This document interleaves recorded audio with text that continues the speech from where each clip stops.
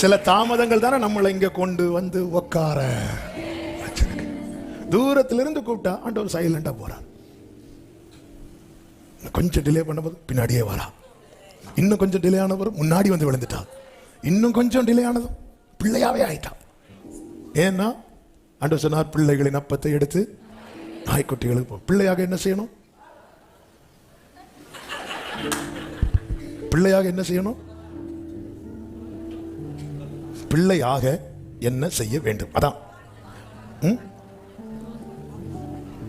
என்ன ஒரு வெளிப்பாடு.